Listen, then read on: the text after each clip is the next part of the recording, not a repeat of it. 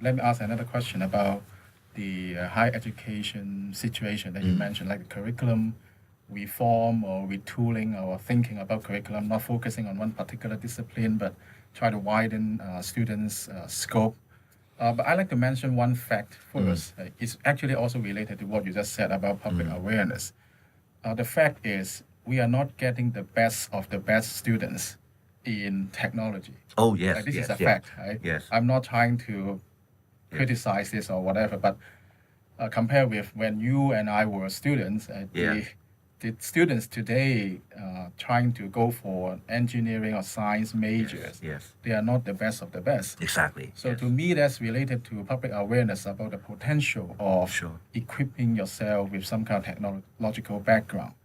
So, what do you say? How can we try to change the landscape? Because people is the most important part of the equation, right? No matter what you talk about. Yeah. Well, this is a big issue that we face in Hong Kong, particularly as part of our city's transformation into a financial services center.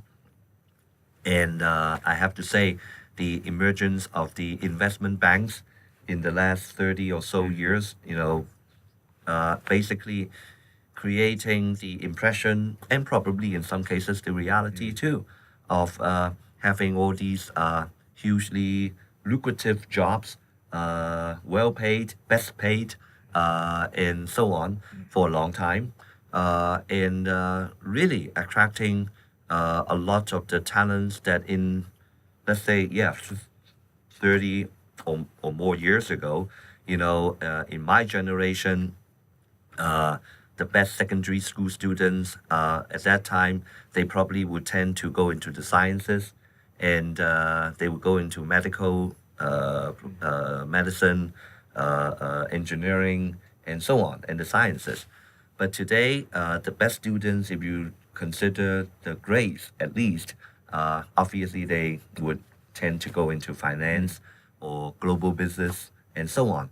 Now, in some ways, I believe that that trend is global, but Hong Kong as a small market is hit particularly uh, uh, in a particularly widespread way because we're small. Okay, if you look at actually some of these, I just came back a couple of weeks ago from visiting Silicon Valley, and I knew that that was the situation for many years, and we talked to some of the professors and professionals over there, and they're telling us that it's still the same. If you're talking about top institutions such as Stanford, Berkeley, and so on, the most highly sought after discipline is still computer science and electrical engineering. And why is it like that? I think the answer is simple because there's the market. I think for us to try to attract people to come back into technology in Hong Kong or in other economies, we have to be able to create the good jobs that pay well, give them opportunities for a career growth. Because in some ways, I think some people are waking up to the fact that maybe if you go into investment banking, sometimes the career growth is actually probably a little bit more difficult today than maybe 10 years ago. Absolutely. That's why I think it's actually an opportunity.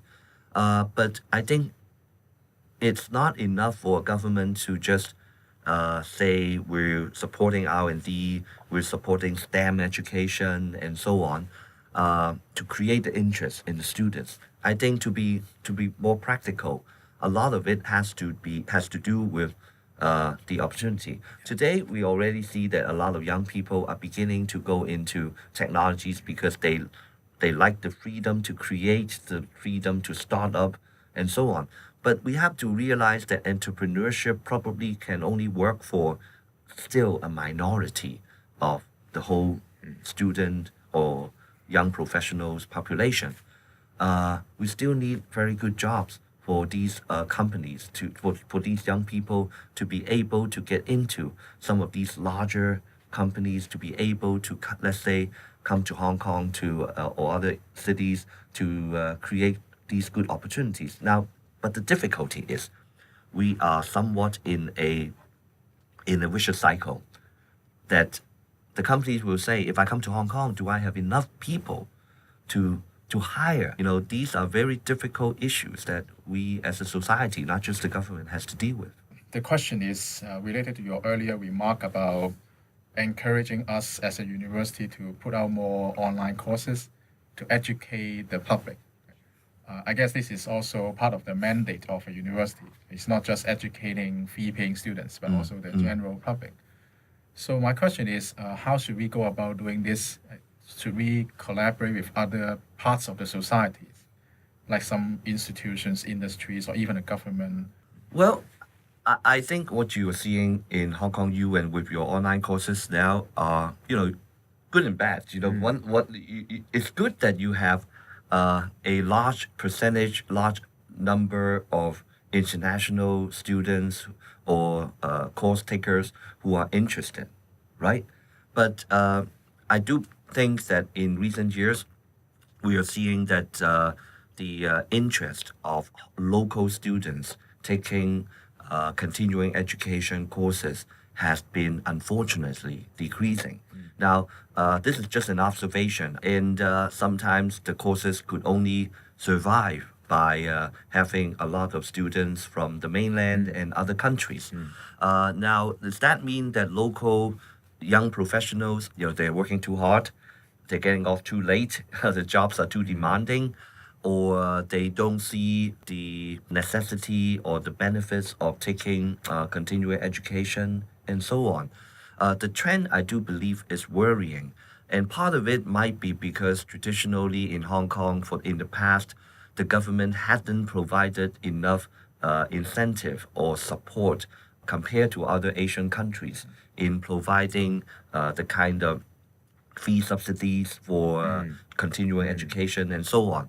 The government recently had improved a little bit by increasing the continuing education fund from 10,000 Hong Kong dollars to 20,000 Hong Kong dollar, 100% increase, but it's still too little. Now, working with different institutions or associations or parties to make sure that people know about it, I think it's a good thing. But to be honest, I don't know whether or not this can totally change the trend right away. But I do want to point out an example of what I've seen in Singapore that I think is actually a good thing to do, and I hope our government will do something like that. What they did is that they are sending thousands of civil servants to a Singapore university for training in data science every year. And they made a commitment for 4 years. So in total, there will be something like 20,000 or so civil servants, government workers, that will be trained in data science. Now, what does that mean? That means that at least the government, we can be sure that they have a bigger mass of government workers who have a basic understanding. I'm sure that they're not going to be, they're not planning to turn tens of thousands of government workers into data scientists in such a way. But at least this is a basic understanding, which means that the government can kickstart many of these data science projects much easier. Exactly. So by doing that, let's say in Singapore, kickstarting the community's interest and awareness of the importance of data science education, let's say using that as an example, what I could imagine would be, after they started it, if I were a big company in Singapore, I say, well, the government is doing this, I better send 20 of my people to take the same course. Of course, it works well for the university too. They get more students and business and so on.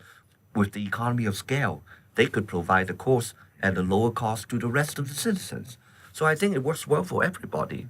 And it really shows that government is taking a lead role in this transformation by saying that continuing education is actually important.